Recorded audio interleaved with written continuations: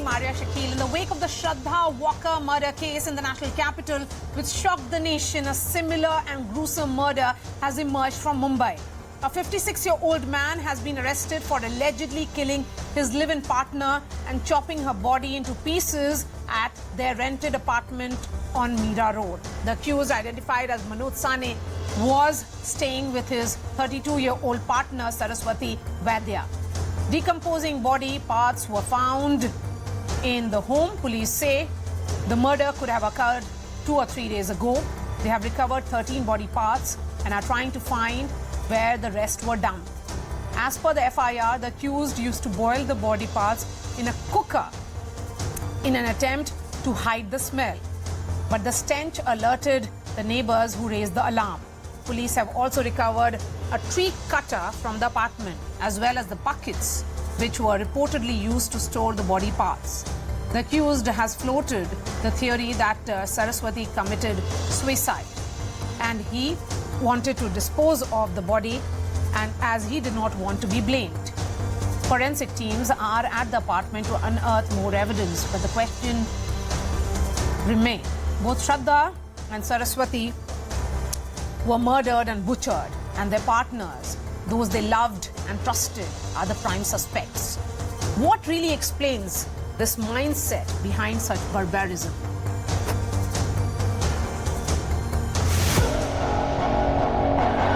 The murder of Shraddha Walker sent shockwaves across the nation. Her partner Aftab murdered and then dismembered her body, dumping her parts in a nearby forest. Now, a similar horror has emerged from the Maximum City, where a 56-year-old man has been arrested for allegedly murdering his live-in partner and chopping her body into pieces. There was a tree cutter, there was a saw cutter that was present inside the hall as well as the bedroom. There was a polythene, there was a black plastic which was put on the bed. Her hair were cut and kept there. There were parts of her leg which were being found by the cops. Investigation में ऐसा reveal हो चुका था कि एक couple था, live in relation में रह रहा था उधर. उनका आइडेंटिफिकेशन हो चुका है. अक्यूज्ड को भी अरेस्ट किया गया. जो डेड बॉडी के पीसेस मिले वो एनालिसिस के लिए हमने जेजे हॉस्पिटल में भेज दिया है. The accused, identified as Manoj Sahani, was staying with 32-year-old Saraswati Vaidya.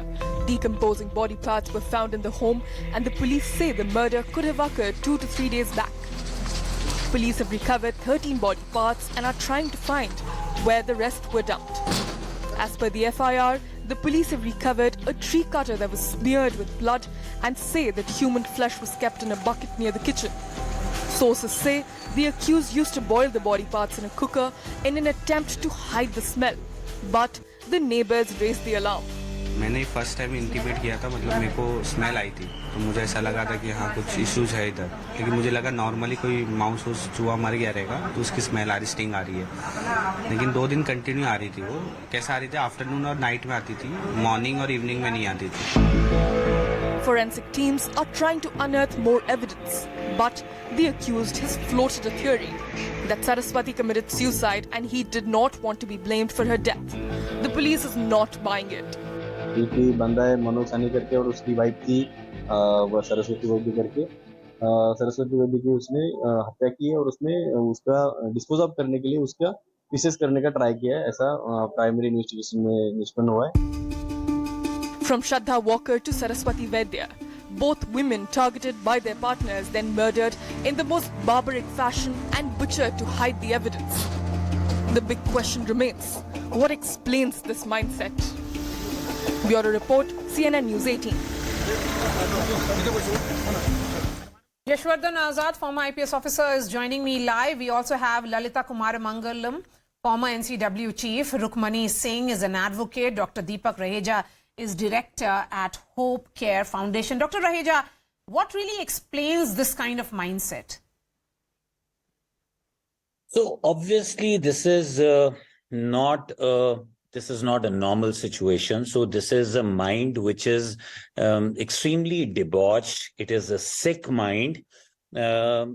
the manner in which the facts are unfolding, the way it was done, the way it was butchered, the way the body was cut, the way he continued to live with the body for the 3 days, pretty much like what we saw in the Shraddha Walker case, is a mind which is antisocial, which is sick, which possibly has a huge, baggage that he's carried. I mean, to kill somebody in the manner, somebody whom you loved, and reciprocally somebody who trusted you the most. I mean, you were meant to be the partner, the savior, and not only that you kill, but the manner in which you try to dispose of the body is clearly indicative that this is a very... would you then say, Dr. Raheja, that this criminal mindset would have manifested in the past as well, in some way, that he would have indulged in some other crime, and that's the reason why he did what he did to a woman he claimed to have loved? So see, often such people have a Jekyll and Hyde personality. They end up being charmers, in relationship. They are very easy and good to woo a partner. And when in a relationship, their true side begins to come out. So it would be unfair to say that such a gruesome act can be totally impromptu. It is, I mean, when we dig deeper into it, we'll find a lot of dysfunction, malified past, I mean, dysfunctional past, and there would be certainly, if not a major crime that was identified and there were consequences, there would surely be micro episodes which he would have exhibited, which would be visible not just to people around in his growing up, but certainly also in the relationship. But unfortunately, what happens is that when we are in a relationship, the compulsions are best known to the person, but we are either so blinded or our compulsions are so huge and humongous that we almost start to live in a Stockholm kind of a syndrome and let somebody trespass that line to evade our but then, safety. That line that we are looking at is actually... You may not ever realize it. Lalita Kumar Mangalam, is there any way these women can be protected? Do you think the problem arises because both of these, be it Aftab Poonawala or this Manoj Sahani, could take this kind of liberty or could be so brutal only because these relationships, particularly live-in partners, do not have that kind of legal sanctity? And that is the reason why the family doesn't know where this girl is. In case of Shraddha Walker, we know that she had moved from Bombay to Delhi and the family did not know till the time she died. I mean, only they came to know about it 2 weeks later. Months later, in fact. Maria, we still live in an extraordinarily patriarchal and extraordinarily judgmental society. When a man has a live-in relationship, it's not even sneezed at. Yes. But when a woman has a live-in relationship, the whole of society, her family, her friends, everybody taunts her, abuses her, sidelines her, finds faults with her, etc., etc. Any psychopath like this, I don't think this would have been the first instance of sort of violence or disrespect that was shown to her. Women must be taught to walk out at the first instant of either disrespect or violence. We don't teach our girls that. We still judge them for everything. Their clothes, why didn't she get angry? Why was she rude? Maybe it was her fault. It all comes down to that. Girls are still afraid to call out any relationship that has been abusive. They will say, "Thappadi to mara" in Hindi. Or they will say, "Why were you out at that time of the night?" I mean, there are hundreds of things that are said to find fault with women. Women don't have equal access to the law. They don't even know the law. But far more than the law is the societal and familial mindset that is presented to these girls from the time they are born. We are taught to be tolerant. We are taught to be submissive. We are taught to be forgiving. We are not taught that fight for yourself.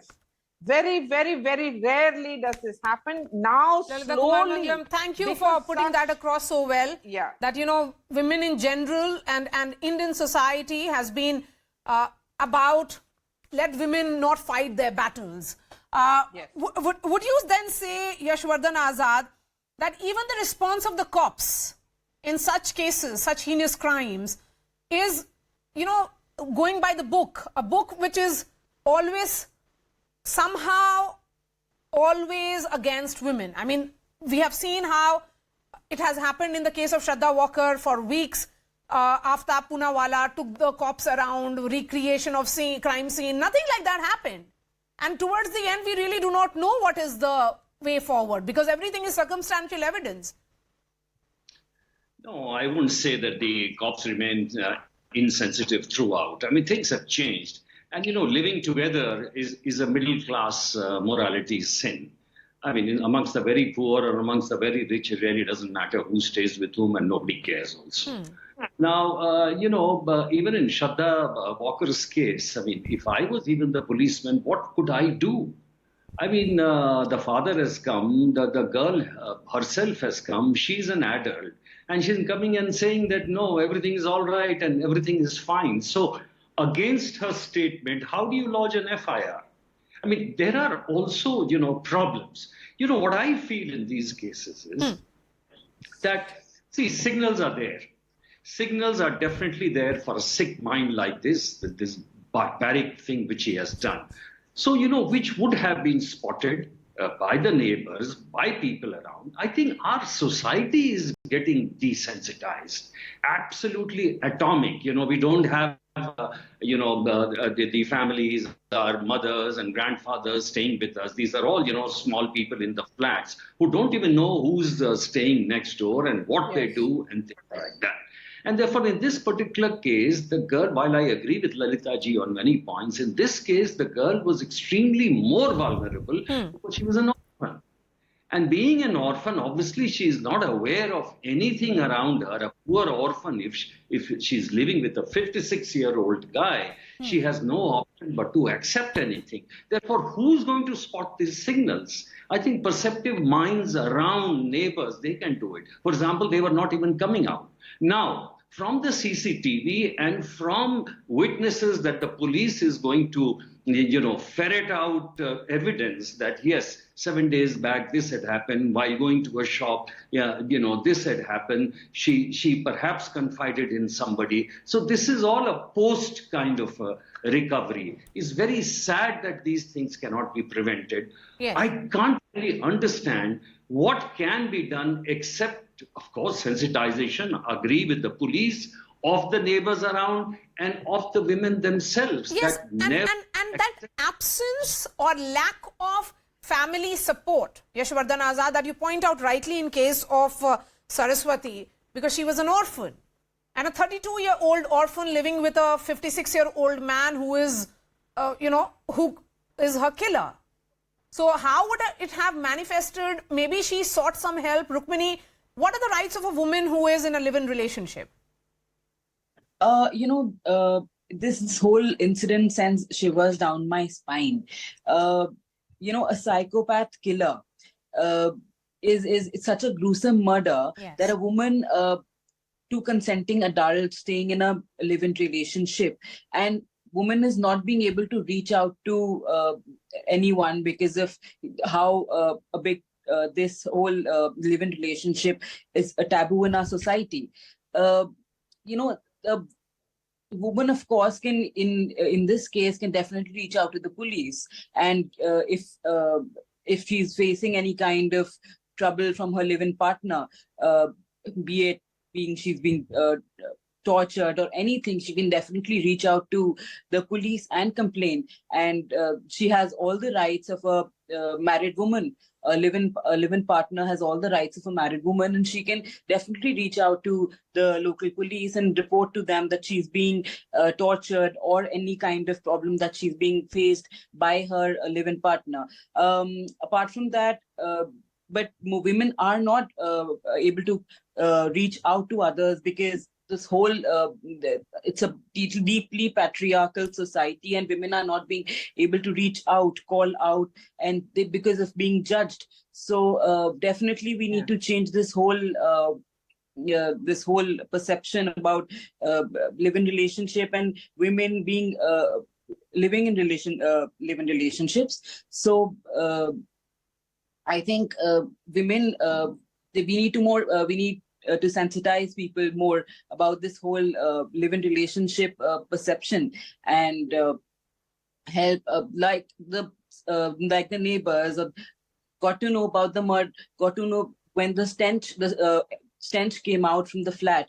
Nobody before that 24 to 48 hours the woman Yes. didn't walk out of the flat. Nobody said that, okay, why hasn't the woman that is walked something out, unusual, or what has happened inside Yes, the... because we tend to live in very nuclear setups now, and we really do not care about our neighbors.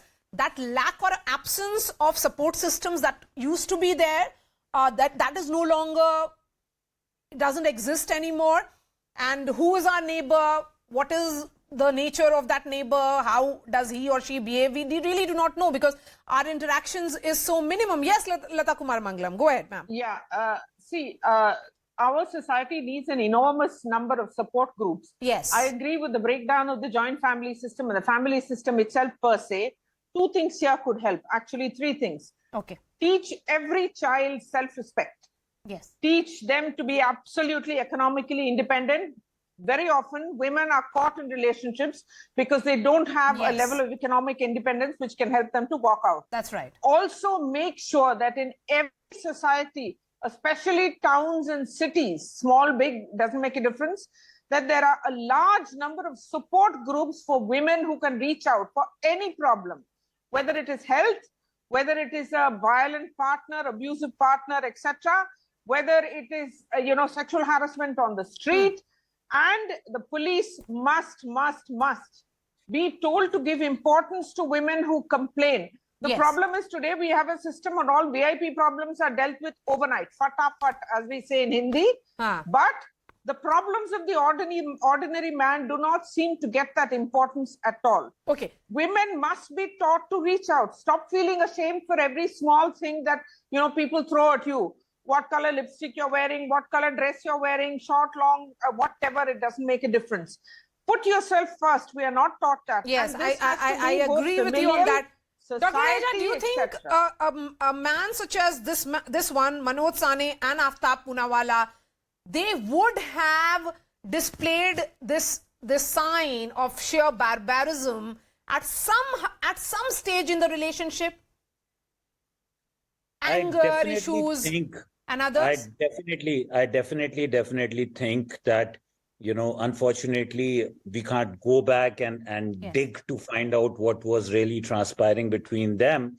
But there will surely be enough evidence, enough signs Yes. of extremely aberrant behavior. And like Ms. Kumara Mangalam was also saying, we have to also program and prime the daughters, the women, to be able to walk out, because unfortunately, the muscular power, unfortunately, as nature bestows, lies with the man. So they can be more gruesome and barbaric and angry and violent, and so it's extremely, and of course this is not really gender specific, but largely I'm trying to generalize. So it is very important that in any relationship, if there is violence, it is important to identify that line, because when we started the discussion, that line is not so gray, unfortunately, but we choose to blind ourselves to being perceptive, to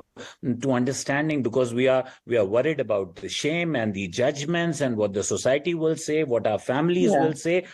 That empowerment in any relationship to a partner, especially to a woman, is very important, that she should be able to decide. I mean, if a Shraddha or if this lady had the confidence and had the support system, and it's extremely important to create that support system. Unfortunately, even if you're alone, like we are told she was an orphan, but still it is important to create a support system. I'm sure it's about, I agree, that support system that we talk about. She was a 32-year-old woman. She would have, met several people in those 32 years. Some of those could have been relationships she would have wanted to carry forward. So Yashvardhan Azad, it's also a reflection of a very, very broken society. Let's not forget this. I mean, the sheer brutality of these killings, one after the other, one state after the other, that we are coming to know about it, only talks about how broken we are as a society. Yes. I totally agree. And that's why, in response, we have to make some changes. Now, I was just thinking that the police has to, take up this challenge. Yes. What's happening is that today there are more and more, the population-wise, every police station has incredibly, increased in terms of the population size. And therefore, what is happening, new age crimes are taken over, snatching and hacking and all those internet crimes, and they are law and order, they are taking away a lot of the time. In such a situation, two things are very, very important. I think one is community policing. Earlier on, we used to have the patrol constable who used to, have relations with the resident welfare societies. Some of them are very active and some of them are doing very good work. They are informing the police. In Brooklyn, only very recently, it is the black community over there and other citizens who are managing even the law and order, especially in the evening from 7 to 9, to take care of the deviant behavior of the men. So these are kinds of things which must be initiated now. And I would therefore say, one is the active role of the neighbors. Second is the resident welfare associations. Third, on the part of police community policing. And fourth, having more and more numbers of women policemen, not all women police stations, but more and more women in police stations, so that women feel like going to the police station and confiding in them. Yes. I have just enough time for Rukmini. Rukmini, go ahead. I think the judiciary should be more swift. 10, 12 years for a case to come up in court is absolutely shameful. Impunity is very high. The judiciary should take up these cases. This case comes under the rarest of rarest, and it's a murder. It's a complete murder crime. So definitely, this should be treated in a very swift manner, and punishment should be awarded. So that's how it'll send a message to the society, and the judiciary should act fast in this case. Can these cases be fast-tracked, Lalita Kumar Mangalam? Of course, they should be, but are they really fast-tracked? We know in case of what has happened in Shraddha Walker murder case. It was covered on TV for weeks and weeks. The police kept on leaking some details one after the other, but nothing really moved. There is a word, there are a couple of words called due process. Due process slows down everything. Remember that it took 10 years for Nirbhaya to get justice. And this is with a mother who put everything aside to see that her daughter got justice. It took 10 years after the Justice Verma Commission, after the laws were changed. The judicial system in this country needs a huge overhaul. Not just for women who are in trouble, but for any ordinary citizen who is in trouble. All right. Thank you so much. I mean, that's a different topic altogether. Lalita ma'am, thank you so much. You'll be continuing with me for the second debate. Dr. Deepak Raheja, Yashwardhan Azad, and